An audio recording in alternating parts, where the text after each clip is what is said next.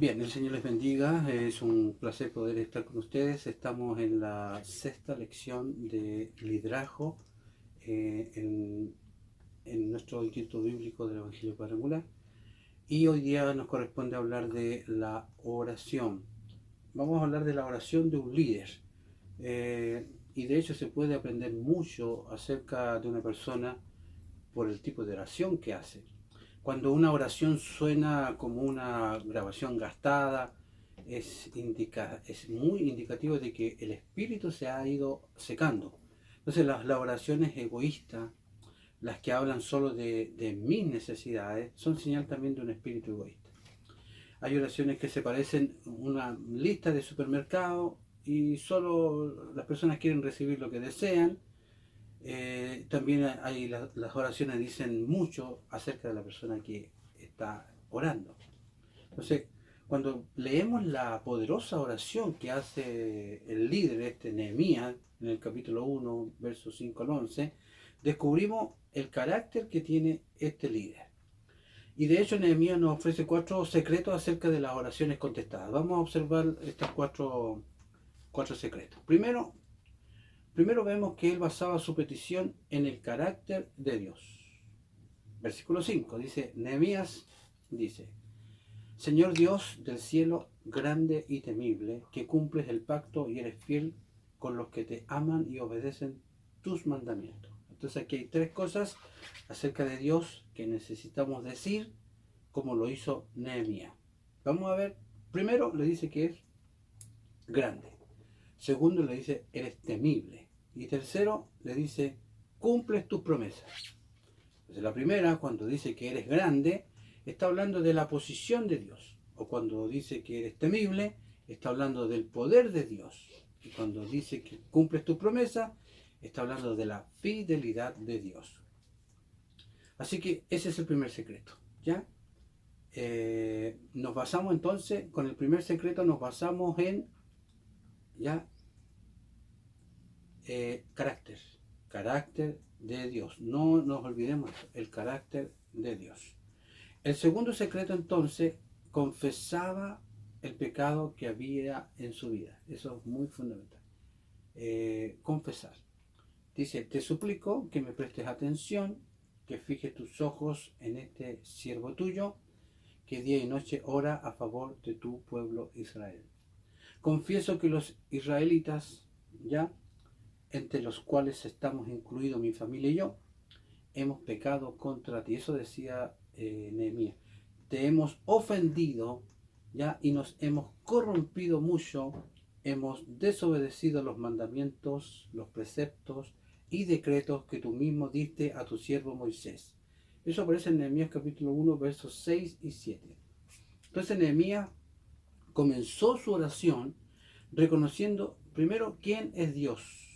¿Ya? Dios mío, dice, tú eres grande, eres temible, cumples tu promesa.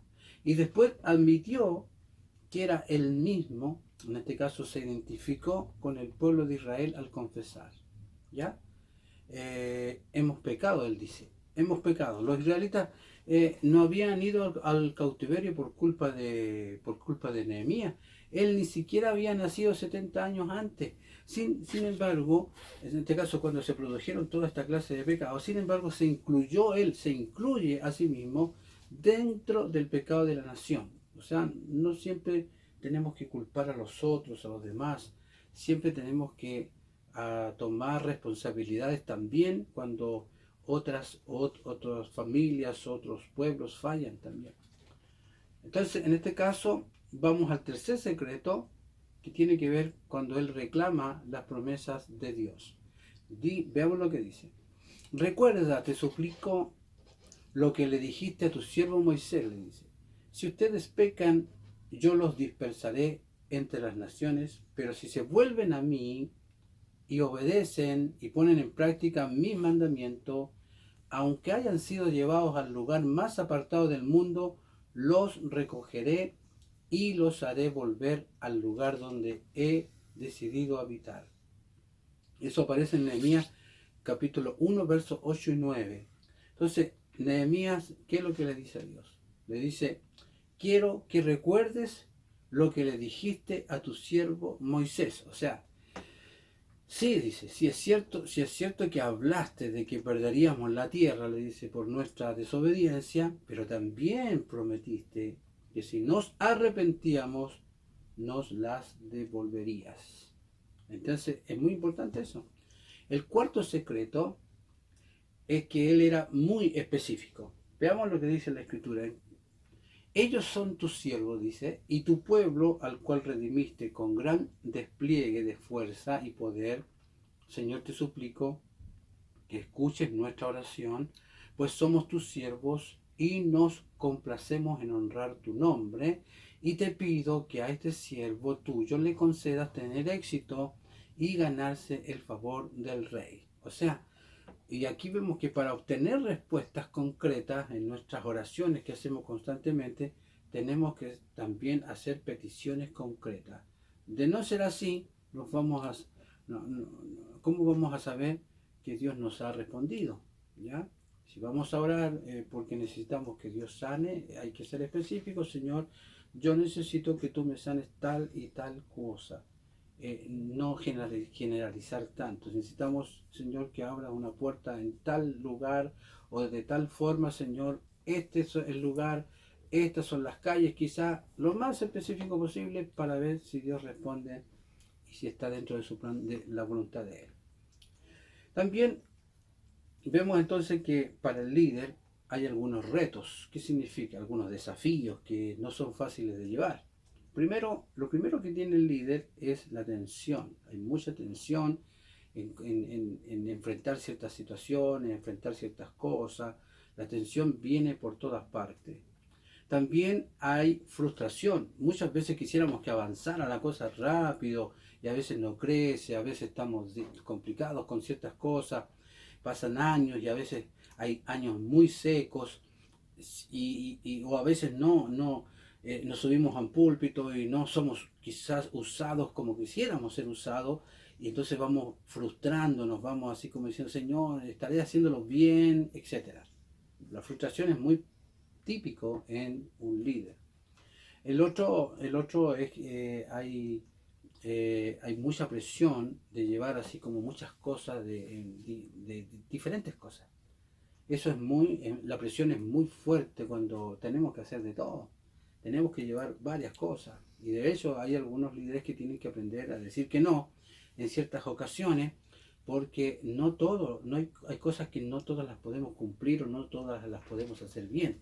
Así que ese es un gran desafío, la presión de llevar demasiados sombreros diferentes. También está la presión, o en este caso la tensión, el reto del ego, el desafío del ego. El ego es un arma de doble filo, muchas veces se nos sube más allá de la cuenta y terminamos adorándonos a nosotros mismos más que al Señor de la adoración, que es Cristo. Otro reto también está en que cuando los líderes tienden a preferir al frente, al medio, o sea, siempre quieren ser medio figurines, siempre quieren estar ahí al frente, no, como que no les parece estar ahí en el medio del grupo. Mucha gente quiere mucha cámara, ¿cierto? Y pocos gente quiere estar escuchando ahí desde el centro de la atención. Dios nos ayuda en eso, ¿no? Y también está el reto de la visión.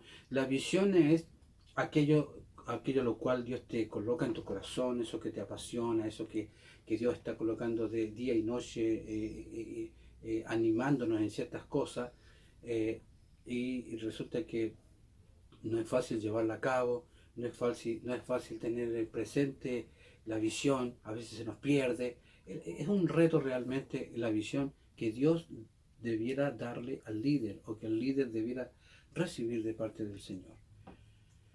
Y bueno, también está la influencia.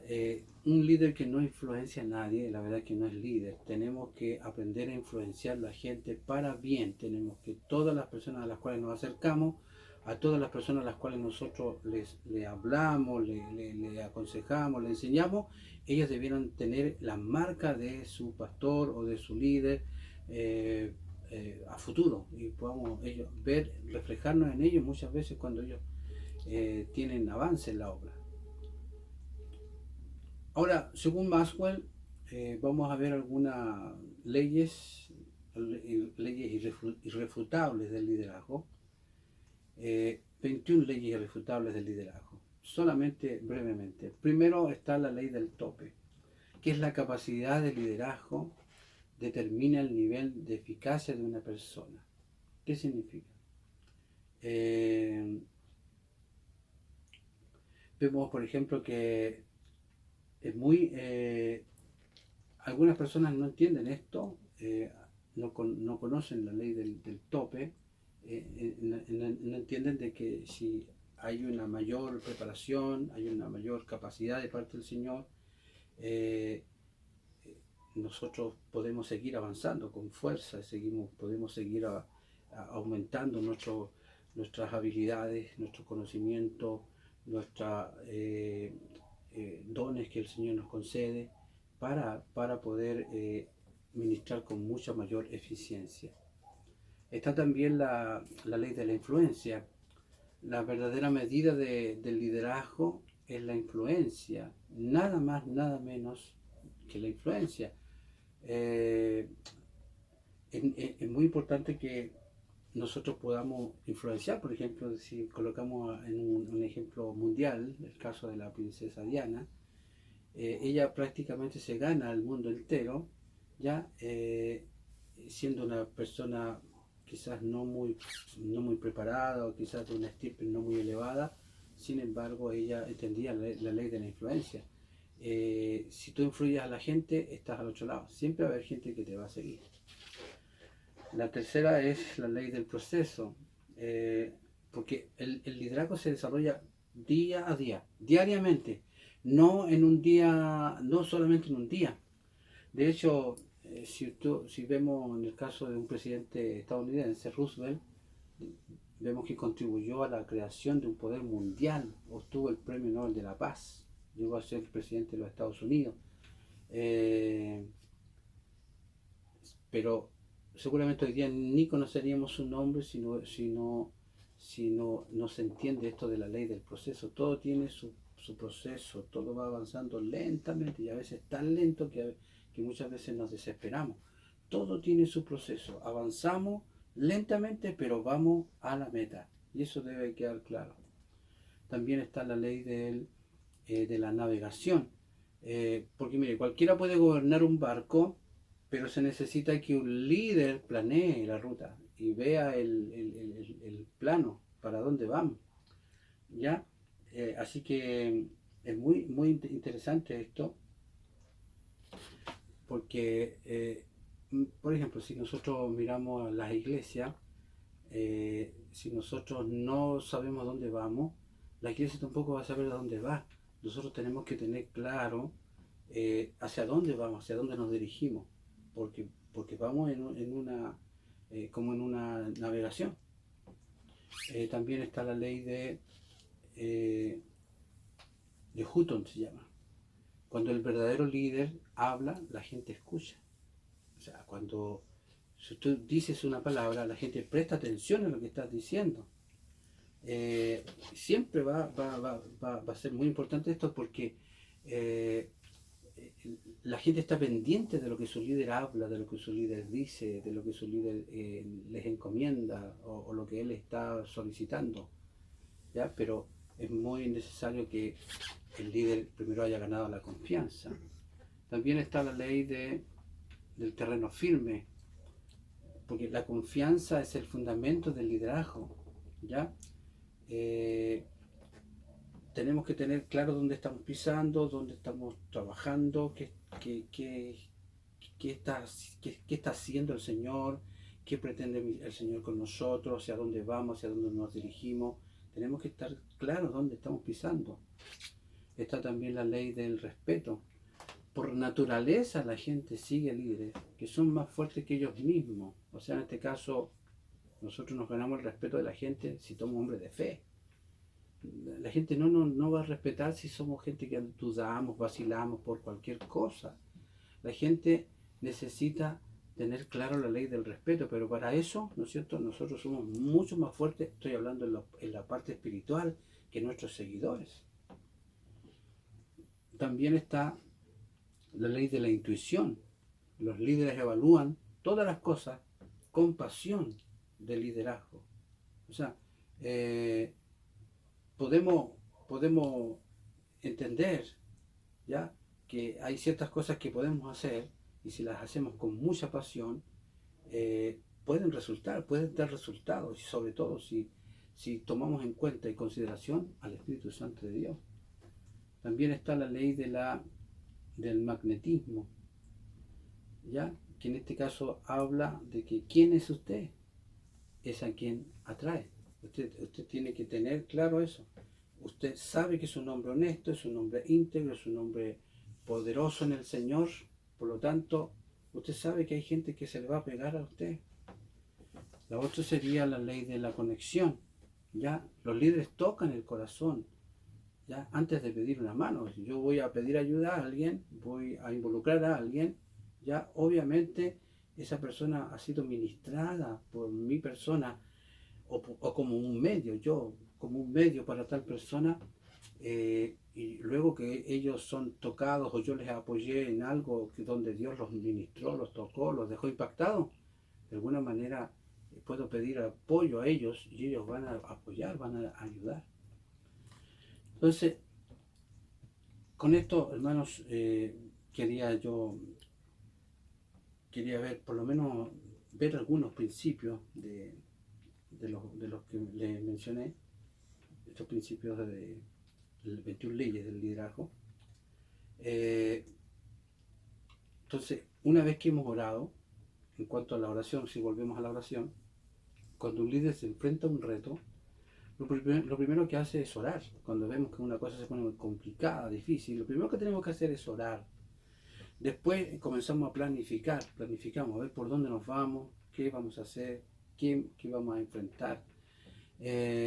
Y hacemos un plan, porque sin un plan no hay cómo hacerlo, no hay una manera de saber cómo llegar, dónde se hace falta llegar. Entonces, los grandes líderes, como Nehemías, son expertos planificadores. Entonces, cada uno de nosotros ha sido creado a la imagen de Dios con el fin de hacernos a usted y a mí y a todos los demás, tal como a la imagen de Cristo. Entonces, Dios comienza a partir de un plan maestro. ¿Ya? Y justamente en la persona de Nehemías, Dios nos ha dado tanto un modelo de líder. Nehemías es un modelo de líder, ¿ya? Como un esquema sobre la forma de planificar, cómo él planifica. Recuerdan que él visita el lugar, va de noche y hace todo un plan para llegar para llevar a efecto la construcción del muro. Entonces, si vemos los planes de un líder, dice la Biblia, porque yo sé muy bien los planes que tengo para ustedes, afirma el Señor, planes de bienestar y no de calamidad, a fin de darles un futuro y una esperanza. ¿Ya? Entonces, cuando un líder se enfrenta a un reto, no se olvide, lo primero que hacemos es orar y planificar. ¿Ya? Entonces, ¿para qué hacer planes? Dios lo hace. Primero, Él nos da el ejemplo. Dios no es un Dios de desorden, sino es un Dios de paz. Entonces, Dios hace planes. Esto no solo hace que nos esté permitiendo hacerlo nosotros, sino que es lo aconsejable, es lo sensato, es lo piadoso. Cuando imitamos a Dios, estamos reconociendo su grandeza. Para ser como Él, necesitamos hacer planes. Porque Dios lo ordena también. Endereza la senda, dice, por donde andas, y allana todos nuestros caminos. El corazón del hombre traza su rumbo, pero sus pasos lo dirige el Señor. Todo debe hacerse de una manera apropiada y con orden, según algunos versos. Entonces, aquí vemos que Dios lo que ama es el orden. Cuando nosotros seguimos su esquema de trabajo, planificando, con todo cuidado, estamos actuando en obediencia a lo que Él indicó en la palabra del Señor. Entonces, su plan y su propósito para nuestra vida es ese. Hacer buenos planes dirigidos por el Señor, y Dios bendice la obediencia. Así que también es buena mayordomía, es muy importante esto. Así que dice, tengan cuidado de su manera de vivir. No vivan como necios, dice la Escritura, sino como sabios, aprovechando el máximo cada momento oportuno, porque los días son malos, por tanto no sean insensatos, sino entiendan cuál es la voluntad del Señor. ¿Ok? Bueno, ¿cómo piensan los líderes? Lo piensan todo detalladamente. La administración de nuestro tiempo comprende lo que hagamos, el que hagamos el mejor uso posible de las oportunidades que Él nos está proporcionando, y de hecho para ser buenos mayordomos de lo que Él nos ha concedido, nos ha dado, también tenemos que ser buenos planificadores. Entonces cuando no planificamos no estamos cuidando de lo que Dios nos ha encomendado. Eh, Así que hay que hacer buenos planes para ser un buen mayordomo de los recursos que el Señor nos concede. ¿Ya? Así que dedica tiempo a pensar acerca de tu vida. La Escritura nos dicen que la persona sabia lo hace. Y ahora debieras hacerte 3 preguntas. ¿Dónde estoy ahora? ¿Dónde quiero estar? ¿Cómo puedo llegar allí? Y de esa manera se planifica. Entonces, esto es lo que hizo Nehemías. Pensó bien las cosas, oró durante 4 meses, pero mientras oraba, ¿qué es lo que hizo? También estaba haciendo planes de cómo iba a llevar a cabo la obra del Señor. Entonces, cuando oramos y cuando planificamos, le estamos abriendo la mente y el corazón a Dios. Entonces, es cuando ahí, de esa forma, oímos la voz del Señor. Quizás muchas veces no oímos la voz audible, y de hecho lo más probable es que no lo vamos a oír quizás de esa forma, puede ser, pero no siempre es así. Sin embargo, si vas a recibir impresiones o algunas ideas que procedan de Él, entonces es cuando Él te da una visión. Y de hecho para ser un líder eficaz necesitas tener una visión, y la visión es lo que pone a los líderes en un grupo aparte. Así que eh, con esto concluimos esta lección de la oración. Queremos que el Señor les bendiga ricamente y podamos encontrarnos en la próxima lección. Bendiciones.